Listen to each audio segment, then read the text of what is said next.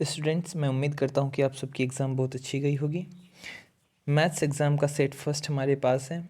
इसकी 3 वीडियो मैंने अपलोड कर दी है।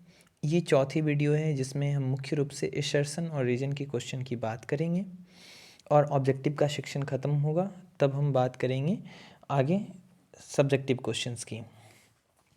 तो स्टूडेंट, सेट फर्स्ट में जो अभी नए हैं और जो पहली वीडियो ये वाली देख रहे हैं, अगर वो मिलाना चाहें अपने सेट्स के आंसर को तो बिल्कुल ये सही आंसर है। कहीं और से आपको गलत जानकारी भी मिल जाती है। कई बार गलत, बहुत सारे यूट्यूब पे मैंने देखा है कि गलत आंसर को वो एक्सप्लेन किए जा रहे हैं और ऑप्शन गलत बता रहे हैं। तो आप एक बार यहाँ से वेरीफाई कर लीजिए। और इसकी सारी की सारी डिटेल्ड मैंने अपने वीडियो में बताई है, सॉल्व करके दिखाया है। आप चाहें तो वीडियो की लिंक मेरे डिस्क्रिप्शन में है, आप वहाँ से जाके इसका सॉल्यूशन भी देख सकते हैं। तो देख लीजिए, question number first, set first की क्वेश्चन नंबर फर्स्ट ऑब्जेक्टिव जो है, इसका आंसर क्या है? सी, यानी रैशनल नंबर होगा। पी² इक्वल्स टू 32/50। यहाँ देखिए 2 से कट जाता है स्टूडेंट, तो ये 16/25 हो जाती है। और जब रूट उधर बनेगा तो 16 की जगह 4 और 25 की जगह 5 आ जाएगी। तो कैसा हो जाएगा? वो रैशनल नंबर हो जाएगा। अधिकांश बच्चों ने इसमें गलती किया है, इरेशनल मार दिए। होगा आंसर रैशनल। अब जब इसको 2 से कट करेंगे अपने आप परफेक्ट स्क्वायर वाली नंबर आ जाएगी। सेकेंड क्वेश्चन है स्टूडेंट कि the distance of point -6,8 from x axis. इसमें भी मैक्सिमम स्टूडेंट ने गलत किए हैं, किसी ने -6 आंसर डाल दिया है। तो आप ध्यान रखिए, जब डिस्टेंस की बात हो कि 2 कोऑर्डिनेट के पॉइंट दिए हों और किसी एक्सिस से डिस्टेंस की बात हो रही हो, तो उस समय में अगर एक्स एक्सिस से डिस्टेंस की बात हो तो वो वाई की जो होगी वही वैल्यू आंसर होगी, और y से बात हो तो x वाली। तो यहाँ पे हमसे x एक्सिस से दूरी पूछी जा रही है, तो ये y कोऑर्डिनेट जो 8 है यही इसका सही आंसर है। नेक्स्ट, मैंने ग्राफ पे समझा के भी इसको एक्सप्लेन किया है, मेरी फर्स्ट वीडियो को आप चेक कीजिए, डिस्क्रिप्शन में लिंक दे रखा है। Question number third, the number of quadratic equation having zeros -5 and -3। देखिए स्टूडेंट, ऐसे बहुत सारे क्वाड्रेटिक इक्वेशन हो सकते हैं जिनके जीरोज -5 और -3 हैं, इसलिए ऑप्शन यहाँ पे आएगा मोर देन 3। क्वेश्चन नंबर 4 का करेक्ट आंसर है ए। क्वेश्चन नंबर 5 का करेक्ट आंसर है डी। सरकमफेरेंस की जो रेशियो होती है वही रेशियो रेडियस की भी होती है। क्वेश्चन नंबर 7 का करेक्ट आंसर है -1। क्वेश्चन नंबर 8 का करेक्ट आंसर है 27। सबकी डिटेल्ड एक्सप्लेनेशन मैंने की है, अच्छे से समझाया। आप एक बार जाके ज़रूर देखिए वहाँ पे। किसी और जगह से वीडियो में आप देख के गलत को सही मत मान लीजिएगा। कई जगहों पे गलत को एक्सप्लेन किया हुआ मैंने देखा है, तब जाके मैंने सॉल्यूशन के साथ आपको बताने की कोशिश की है। क्वेश्चन नंबर 9, देखिए इसका करेक्ट आंसर डी है। क्वेश्चन नंबर 10 का करेक्ट आंसर है 2.25। क्वेश्चन नंबर 11 का करेक्ट आंसर है 7/20। क्वेश्चन नंबर 12 की करेक्ट आंसर है 416 सेंटीमीटर स्क्वायर, यानी डी ऑप्शन। क्वेश्चन नंबर 13 की करेक्ट आंसर है सी। क्वेश्चन नंबर सी मीन्स क्या? तो सी दिया हुआ है 3x + y = 900, 5x + 3y = 2100। 14, तो क्वेश्चन नंबर 14 का करेक्ट आंसर है 62.5 डिग्री। अब बात करें क्वेश्चन नंबर 15 की। क्वेश्चन नंबर 15 का करेक्ट आंसर है 3/13। क्वेश्चन नंबर 16 का करेक्ट आंसर है tan² θ - sec² θ = 1। ये रॉन्ग है बाबू, ठीक है। रॉन्ग है मतलब क्या? यहाँ पे यही चीज़ पूछी जा रही है कि नॉट ट्रू, कौन सी वैल्यू ट्रू नहीं है। तो बाद बाकी ये तीनों ऑप्शन ए बी सी वाली ट्रू है, डी वाली ट्रू नहीं है, तो यही हो जाएगा आंसर, क्योंकि यहाँ हमें नॉट ट्रू पूछा जा रहा है। क्वेश्चन नंबर 17 में दी गई है, हमें ए की वैल्यू पता करनी है, एक्स की 2 वैल्यूज़ दी गई है। बारी बारी से इक्वेशन करके सॉल्व करेंगे तो हमारा करेक्ट आंसर डी आएगा। ए = 0, बी = -6। मैंने इसको सॉल्व करके बताया है, आप हमारी वीडियो को चेक कीजिए। Question number 18, question number 18 AP से रिलेटेड है क्वेश्चन, और यहाँ पे आपसे पूछा जा रहा है फर्स्ट टर्म के बारे में। जब एस एन दिया हो और फर्स्ट टर्म पूछा जा रहा हो तो एन की जगह केवल 1 रखेंगे, हमें कॉमन डिफरेंस की कोई आवश्यकता नहीं है। हाँ, अगर सेकेंड टर्म, थर्ड टर्म और कुछ भी पूछा होता तो हमें डी की ज़रूरत होती। तो यहाँ से हम फर्स्ट टर्म आसानी से निकालेंगे 1 रख के, तो क्या आएगा आंसर? 4 आएगा। चलिए अब बात करते हैं, हम आते हैं अपने पॉइंट पे, असर्शन एंड रीज़न पे। स्टूडेंट्स, असर्शन और रीज़न में अधिकांश बच्चे क्या करते हैं, कंफ्यूज हो जाते हैं और उन्हें सही एक्सप्लेनेशन भी नहीं मिल पाता। तो मैं आपको सही तरीके से एक्सप्लेन कर दूंगा और आपने क्या बनाया है और आप करेक्ट हैं या नहीं हैं, तो ये भी आपको पता लग जाएगा। तो क्वेश्चन नंबर 19 क्या कह रहा है student, if 5 + √7 is a root of quadratic equation with rational coefficient then its other root is 5 - 17। आपसे कहा जा रहा है कि रैशनल, यहाँ पे ये टर्म आया है रैशनल कॉफिशिएंट। देखिए रैशनल कॉफिशिएंट का मतलब हो गया कि ऐसे नंबर जो कि क्या हैं, रैशनल नंबर हैं। तो यानी कि ये जो रूट होगा, ये आपको मैं सॉल्व करके दिखाता हूँ कि आप कैसे समझेंगे। यहाँ जैसे इस बात को आप एक बार देख लीजिए। यहाँ कहा जा रहा है कि एक रूट ये है और दूसरा रूट क्या है, अदर रूट ये है। यानी कि अल्फ़ा की वैल्यू अगर मैं कहूँ तो अल्फ़ा की वैल्यू दी गई है 5 + √7 और बीटा मान लीजिए सेकेंड को, तो बीटा की वैल्यू क्या हो जाएगी 5 - √7,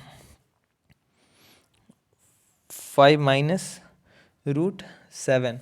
अब अगर हम चेक करें, ठीक है, तो आपको पता है कि जब हमारे पास अल्फ़ा और बीटा हो तो हम इक्वेशन क्वाड्रेटिक लिख सकते हैं। क्या होता है इक्वेशन, तो x² - alpha + beta into x plus alpha into beta. ठीक है स्टूडेंट, तो आप एक बार इसको चेक कीजिए। देखिए x² की जगह x² minus alpha plus beta, alpha plus beta, alpha की वैल्यू है 5 + √7 प्लस बीटा की वैल्यू है 5 - √7 इंटू क्या है स्टूडेंट, x है तो x रहने दीजिए, प्लस अल्फ़ा इंटू बीटा, तो अल्फ़ा की जगह 5 + √7 एंड 5 - √7।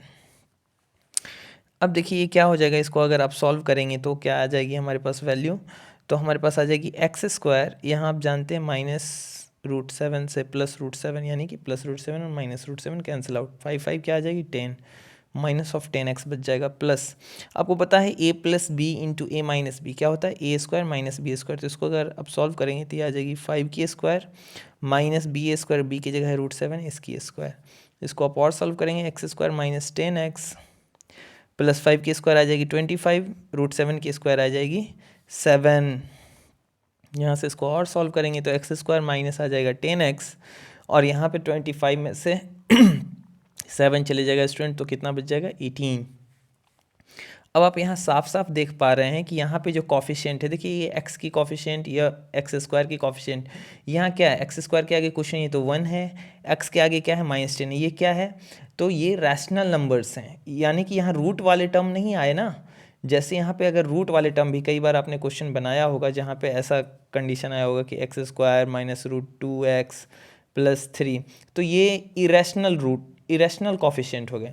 लेकिन यहाँ देखिए ये किसकी बात हो रही है, रैशनल कॉफिशिएंट की। अब देखिए क्वेश्चन से आप यहाँ समझिए क्या कह रहा है कि quadratic equation with rational coefficient. तो रैशनल कॉफिशिएंट का मतलब हो गया कि ये जो आंसर लेके आए हुए हैं ये कैसा क्वाड्रेटिक इक्वेशन है, ऐसा क्वाड्रेटिक इक्वेशन जिसमें रूट की कोई वैल्यू यूज़ नहीं हुई है। जैसे इस जगह पे रूट की वैल्यू यूज़ हुई है, तो इस टाइप के क्वाड्रेटिक इक्वेशन की बात नहीं हो रही है, रैशनल कॉफिशिएंट की बात हो रही। तो रैशनल कॉफिशिएंट ही है। लेकिन कई बार रैशनल कॉफिशिएंट में भी जब डी की वैल्यू हम परफेक्ट स्क्वायर में नहीं आती तो वो चीज़ क्या हो जाती है, रूट में आती है। अभी आपको मैं दिखाता हूँ यहाँ से डी की वैल्यू निकाल के। अगर अब ये क्वेश्चन मान लो हमारा पी एक्स जो है ये दिया गया है x² - 10x - 18।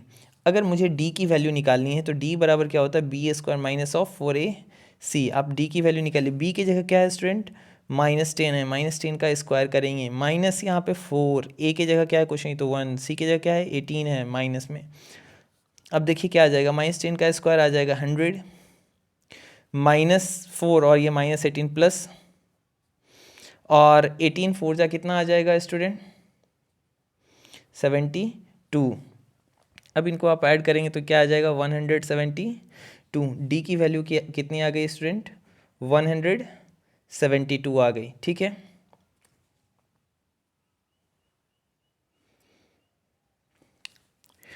तो देखिए स्टूडेंट यहाँ पे जब आप सॉल्व करेंगे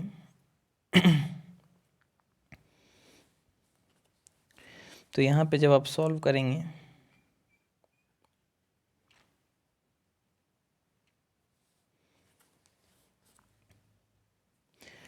तो स्टूडेंट क्वाड्रेटिक इक्वेशन हमारी क्या आ जाएगी, x square minus alpha plus beta into x plus alpha into beta. अब आपको अल्फ़ा प्लस बीटा की जगह अल्फ़ा प्लस बीटा की वैल्यू रखनी है, तो अब देखिए एक्स स्क्वायर माइनस अल्फ़ा की जगह वैल्यू रखेंगे 5 + √7 और बीटा की जगह वैल्यू हम क्या रखेंगे, क्योंकि प्लस साइन है तो plus 5 - √7 into x plus alpha into beta. तो अल्फ़ा कितना दिया गया है स्टूडेंट हमारे पास 5 + √7, यहाँ आ जाएगी 5 - √7। इसको आप और सॉल्व करेंगे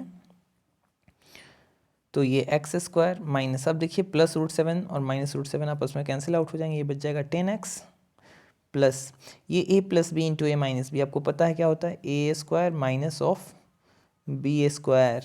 यहाँ से सॉल्व करेंगे X square minus 10x plus 25 माइनस क्या आ जाएगा 7। यहाँ से सॉल्व करेंगे एक्स स्क्वायर, ये equal to student X square minus 10x plus कितनी आ जाएगी 18। 25 में से जैसे ही आप 7 डिक्रीज़ करेंगे तो कितना आ जाएगा 18। अब देखिए स्टूडेंट ये आ गई हमारी वैल्यू। अब यहाँ से अगर हम डिस्क्रिमिनांट निकाल के लाते हैं तो अगर हमारा डिस्क्रिमिनांट किस में आ जाए, रूट में आ जाए, तो क्या आंसर आएगा। वैसे आप समझ लीजिए यहाँ पे जो वर्ड टर्म जो लिखा हुआ है, देखिए यहाँ लिखा हुआ है रैशनल कॉफिशिएंट। देखिए रैशनल कॉफिशिएंट का मतलब क्या हुआ कि क्वाड्रेटिक इक्वेशन ऐसी होगी जिसके कॉफिशिएंट में रैशनल नंबर होगा। जैसे अगर कहीं ऐसा हो x square minus √5x plus 15, मैंने एक एग्जांपल लिया है बस समझने के लिए। तो आप देखिए यहाँ पे जो कॉफिशिएंट है स्टूडेंट, ये किस फॉर्मेट में है, इरेशनल नंबर के फॉर्मेट में, तो इसको रैशनल कॉफिशिएंट नहीं कहेंगे। लेकिन यहाँ देखिए ये जो क्वाड्रेटिक इक्वेशन है, इसमें इक्वेशन में जो कॉफिशिएंट है यानी एक्स के जो कॉफिशिएंट है या एक्स स्क्वायर के कॉफिशिएंट, यहाँ कुछ नहीं है तो 1 है। ये कौन सा नंबर है, रैशनल नंबर है, इसीलिए यहाँ पे टर्म यूज़ किया है रैशनल कॉफिशिएंट। बहुत सारे बच्चे रैशनल कॉफिशिएंट देख के घबरा गए कि ये क्या होता है। तो रैशनल कॉफिशिएंट क्वाड्रेटिक इक्वेशन का मतलब ये हुआ कि ऐसा क्वाड्रेटिक इक्वेशन जिसमें रूट वाली टर्म यूज़ नहीं की गई है। Next then it's other root. अब आपसे यहाँ पे ये मैंने आपको समझाने के लिए लिया था कि जब ऐसा रैशनल वाला कंडीशन आए और तो आप यहाँ से पहले d की वैल्यू निकालिए, तो आप समझेंगे आगे कि d इक्वल्स टू क्या होता है, B square minus of 4ac। इसको आप सॉल्व करेंगे तो क्या आ जाएगी, b की जगह -10 की square minus of 4 into a की जगह कुछ नहीं है तो 1 है, क्योंकि यहाँ कोई कॉफिशिएंट नहीं है एक्स स्क्वायर का तो 1। और c की जगह हम क्या यूज़ करेंगे स्टूडेंट, तो कांस्टेंट टर्म हमारी 18 है तो यहाँ पे हम यूज़ करने वाले हैं 18। अब आप देखेंगे -10 की स्क्वायर हो जाएगी 100, क्योंकि स्क्वायर पे जब माइनस हो और उसका स्क्वायर करें तो पॉजिटिव वैल्यू आ जाएगी। और यहाँ पे 4 से 18 को करेंगे तो कितना आ जाएगा 72। अब जैसे ही आप 100 में से 72 घटाएंगे रिजल्ट क्या आ जाएगी 28। अब नाउ आप x की वैल्यू यहाँ से निकालिएगा तो क्या फॉर्मूला लगाइएगा, श्रीधराचार्य फार्मूला या क्वाड्रेटिक फार्मूला क्या होती है, -b plus minus √d by क्या 2a। तो यहाँ से आप क्या देखेंगे स्टूडेंट कि b की जगह हमारा क्या है, तो देखिए b की जगह हमारा है -10 और यहाँ है माइनस, तो -10 प्लस माइनस √d में, तो d की वैल्यू अभी हम निकाल के लाए हैं 28, तो यहाँ रखेंगे 28 बाई 2a। a की जगह देखिए स्टूडेंट क्या है, एक्स स्क्वायर के कॉफिशिएंट को ही a बोलते हैं, लेकिन यहाँ पे कुछ भी नहीं है इसीलिए यहाँ पे 1 होगा। इसको अगर आप सॉल्व करेंगे तो आप -10 प्लस 10 हो जाएगा, प्लस माइनस 28 को हम लिख सकते हैं 7 इंटू 4 बाई 2। इसको और सॉल्व करेंगे स्टूडेंट तो क्या आ जाएगा, यहाँ पे 10 प्लस माइनस 4 की जगह 2 निकल जाएगा बाहर और रूट में रह जाएगा 7 बाई क्या 2। अब देखिए स्टूडेंट ऊपर में 2 कॉमन अगर आप ले लेंगे तो अंदर क्या बच जाएगा 5 प्लस माइनस √7 बाई 2, 2 से 2 कैंसिल आउट, तो हमारे पास जो रिज़ल्ट बच जाएगा वो हो जाएगा 5 प्लस माइनस √7। अब आपको पता है कि 2 वैल्यूज़ होती है अल्फ़ा और बीटा, तो यहाँ से x की जो वैल्यू 2 होगी, एक हो जाएगी 5 प्लस √7, एक हो जाएगी 5 माइनस √7। तो देखिए ये जो आ गया ये इरेशनल नंबर में ज़रूर आ रहा है, लेकिन यहाँ जो क्वाड्रेटिक इक्वेशन थी वो किस फॉर्मेट में थी, रैशनल फॉर्मेट में। तो अब आते हैं क्वेश्चन के ऊपर। मैंने आपको यहाँ पे डिटेल समझाया कि किस प्रकार रैशनल कोफिशिएंट की बात जो होती है वो क्या मतलब था। तो कह रहा है कि अगर 5 प्लस √7 जो है क्वाड्रेटिक इक्वेशन का क्या है, रैशनल कोफिशिएंट का ऐसे क्वाड्रेटिक इक्वेशन जिसमें क्या यूज़ हो रहा है, रैशनल कोफिशिएंट, यानी रूट वाली कोई भी चीज़ यूज़ नहीं हो रही है, देन उस कंडीशन की बात यहाँ कर रहा है कि if 5 + √7 is a root of quadratic equation with rational coefficient, वही बात हो गई रैशनल कोफिशिएंट की, with rational coefficient then it's other root is 5 - √7। तो आप साफ साफ देख सकते हैं कि यहाँ जो हमने निकाला है ये दोनों ही सेटिस्फाई कर रहे हैं, हमारे इस इक्वेशन को सेटिस्फाई कर रहे हैं। और एक रूट हमारा आ रहा है अगर 5 + √7, तो दूसरा रूट आ रहा है हमारा 5 - √7, तो जो कि क्या है, सही है। सिंपल सी बात है स्टूडेंट, अगर रूट में कोई चीज़ है तो आप जानते हैं कि वो उसको हम सॉल्व नहीं कर सकते। अगर यहाँ √7 की कुछ वैल्यू आ जाती तो पॉइंट में आती, तो यहाँ पे एक वैल्यू हमारी हो जाती 5 में कुछ ऐड करके 5 से बड़ी वैल्यू आती, यहाँ 5 से छोटी वैल्यू आती, लेकिन रूट चूँकि सॉल्व हुआ नहीं इसलिए केवल साइन का डिफरेंस होगा यहाँ +7 √7 और यहाँ पे -√7, ये बिल्कुल सही है, यानी स्टेटमेंट फर्स्ट करेक्ट है। नेक्स्ट कह रहा है क्या कि सर्ड रूट, सर्ड आप किसको कहते हैं, यही जो स्क्वायर रूट है ना, इसी को सर्ड्स भी बोलते हैं। तो सर्ड और रूट का मतलब क्या हुआ, यहाँ ये स्क्वायर रूट की बात नहीं हो रही है, ये जो रूट है स्टूडेंट, ये जो रूट आप देख रहे हैं इस रूट का मतलब सॉल्यूशन से है, क्योंकि आप जब क्वाड्रेटिक इक्वेशन पढ़ते हैं तो वहाँ पे रूट का मतलब क्या होता है, आंसर एक्स की वैल्यू। तो जैसे यहाँ पे अल्फ़ा बीटा रूट्स हैं या ये दोनों इसके रूट्स हुए, तो यहाँ पे क्या कर रहा है कि सर्ड रूट्स, यानी ऐसे आंसर जिसमें क्या लगा हो, रूट लगा हुआ हो। तो कह रहा है surd roots of a quadratic equation with rational coefficient occurs in conjugate pair. तो कह रहा है कि सर्ड रूट, देखिए पहले ही कह दिया सर्ड रूट, यानी ऐसा रैशनल कोफिशिएंट वाला जो क्वाड्रेटिक इक्वेशन होगा जिसमें रूट्स किस में आ रहे होंगे, सर्ड्स में। याद रखिएगा अगर सर्ड्स में रूट नहीं आए तो ये कंजुगेट नहीं बनाएंगे, लेकिन जब ये सर्ड रूट आने लगेंगे, यानी रूट में क्या आने लगे, आंसर में क्या आने लगे, रूट की वैल्यू आने लगे, स्क्वायर रूट वाली टर्म आने लगे, तब उस कंडीशन में यहाँ पे ये क्या फॉर्म करते हैं, तो कह रहा है कि with rational coefficient occurs in conjugate pair, तो ये कंजुगेट पेयर बनाते हैं। तो कंजुगेट पेयर क्या होता है स्टूडेंट की, अगर दो टर्म है a + b तो उसका कंजुगेट पेयर बनता है a - b, इसलिए 5 + √7 का कंजुगेट पेयर बना रहा है 5 - √7, जो कि बिल्कुल क्या है, सही है। जैसे इस बात को समझ लीजिए कि अगर मैं आपसे बोलूँ a + √b का कंजुगेट पेयर क्या होगा, तो a - √b इसका कंजुगेट, देखिए a + b का कंजुगेट, a + √b का कंजुगेट पेयर अगर पूछा जाए तो इसका कंजुगेट पेयर क्या होगा, a - √b। देखिए यहाँ वाले क्वेश्चन में भी यही कंडीशन हो रही है। यहाँ आपसे क्या कहा जा रहा है कि हाँ, surd root of a quadratic equation with rational coefficient occurs in conjugate pair, तो ये भी बात बिल्कुल सही है। कंजुगेट पेयर यहाँ पे हमें मिला है 5 + √7 और 5 - √7, डैट मीन्स कि रीज़न भी बिल्कुल सही है और हमारा ऑप्शन ए क्या हो जाएगा, यहाँ करेक्ट हो जाएगा। बात समझ गए। अब है क्वेश्चन नंबर 20। तो क्वेश्चन नंबर 20 क्या है स्टूडेंट इसमें हमारे पास क्वेश्चन है कि फॉर ज़ीरो थीटा जो है वो 0 से बड़ी है और 90 के बराबर या 90 से छोटी है।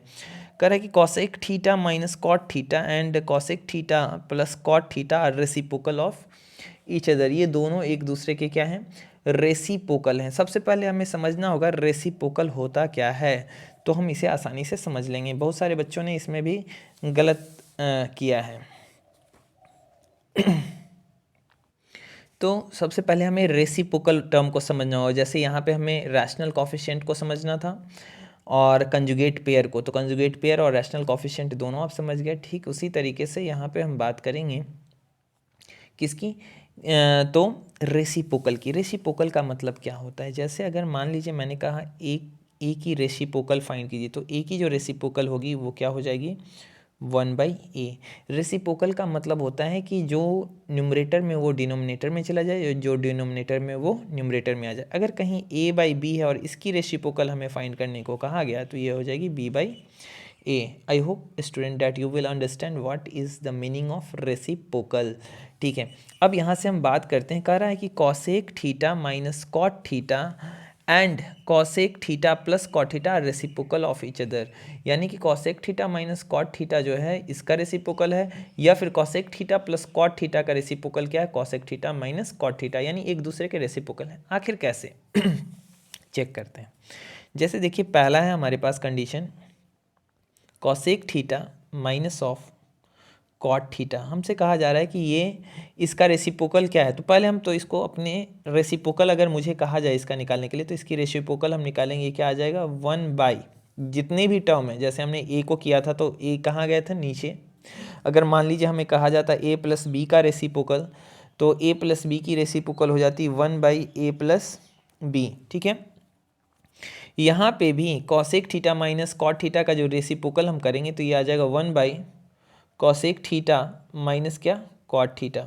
देखिए स्टूडेंट यहाँ हम बराबर साइन नहीं दे सकते, क्योंकि कभी कॉसेक थीटा जो है 1/कॉसेक थीटा माइनस कॉट थीटा के बराबर नहीं, ये इसकी रेसिप्रोकल फॉर्म है। अब आप देखिए इसको सॉल्व कीजिए तो क्या आएगा।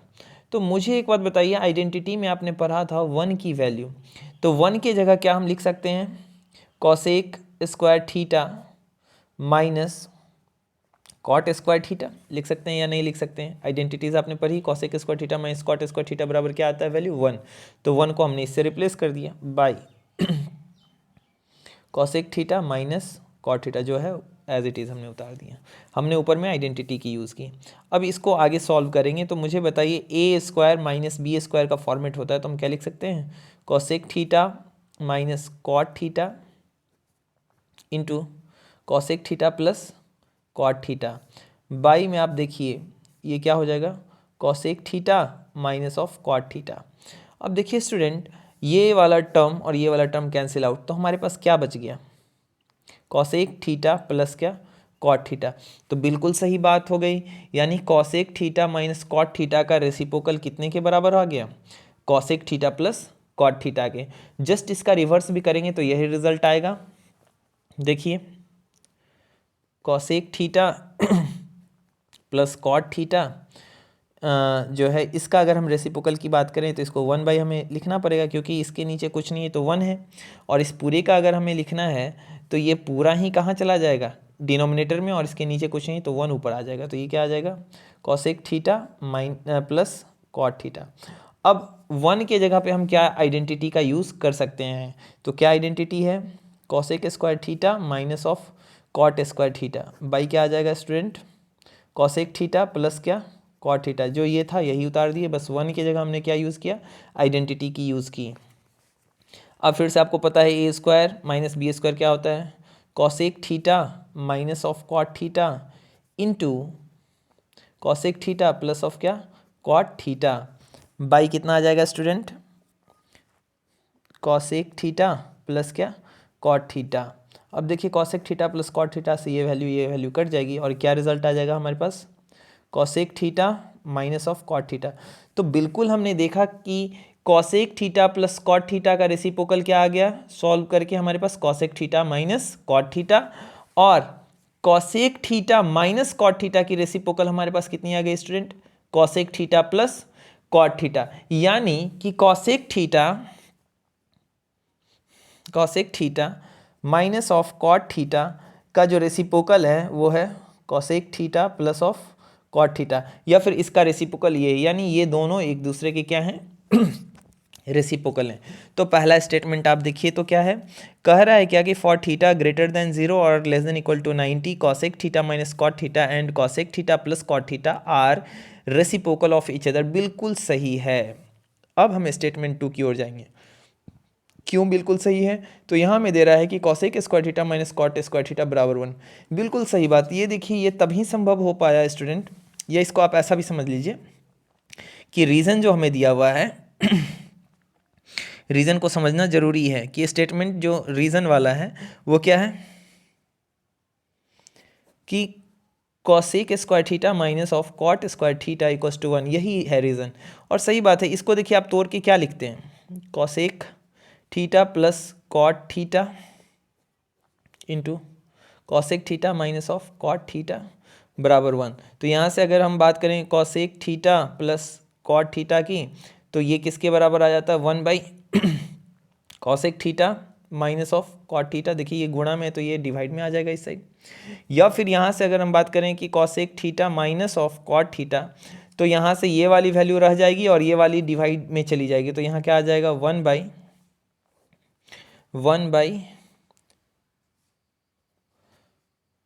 Cosec theta plus of cot theta. तो अब देखिए कि इसके बराबर में ये रेसिप्रोकल शो हो रहा है और इसके बराबर में ये रेसिप्रोकल शो हो रहा है। और हमने अभी जो प्रूफ भी किया तो हमने इसी की मदद ली ना, cosec square theta minus cot square theta, यहाँ भी हमने वही मदद ली, cosec square theta minus cot square theta, दोनों जगह देखिए हमने इसी की मदद ली, इसी आइडेंटिटी की। तो रीज़न जो है ये यही है कि cosec square theta minus cot square theta की वजह से ही ये इनकी वैल्यू 1 है, इसके वजह से ही ये एक दूसरे के क्या है, रेसिप्रोकल हैं। ठीक ऐसे ही दूसरा स्टूडेंट क्या हो सकता है, तो sec square theta minus tan square theta के साथ भी हो सकता है, यानी कि सेक थीटा यहाँ से आप इसको भी समझ लें कि sec theta plus tan theta and sec theta minus tan theta भी एक दूसरे के क्या हैं, रेसिप्रोकल होंगे। अगर हम बात करें साइन की, तो साइन थीटा किसका रेसिप्रोकल होगा, तो कॉसेक थीटा का। ये दोनों एक दूसरे के रेसिप्रोकल होंगे। उसी तरीके से कॉस सेक का रेसिप्रोकल होगा, टेन कॉट का रेसिप्रोकल होगा, ये दोनों एक दूसरे के रेसिप्रोकल होंगे। आई होप स्टूडेंट कि आप असर्शन और रीज़न को अच्छे से समझ गए होंगे। आपने एग्ज़ाम में मिस्टेक की होगी, कोई बात नहीं, लेकिन अब आप समझ गए हैं तो अब इन बातों को ध्यान रखिएगा। आपको असर्शन और रीज़न की ऐसी डिटेल्ड एक्सप्लेनेशन कहीं नहीं मिलेगी, तो आप इस चैनल को देखते रहिए। मैं इस पे लॉन्ग क्वेश्चन की भी सॉल्यूशन लेके आने वाला हूँ, तो इसको ज़रूर सब्सक्राइब कीजिए, अपने दोस्तों के साथ शेयर कीजिए। ओके।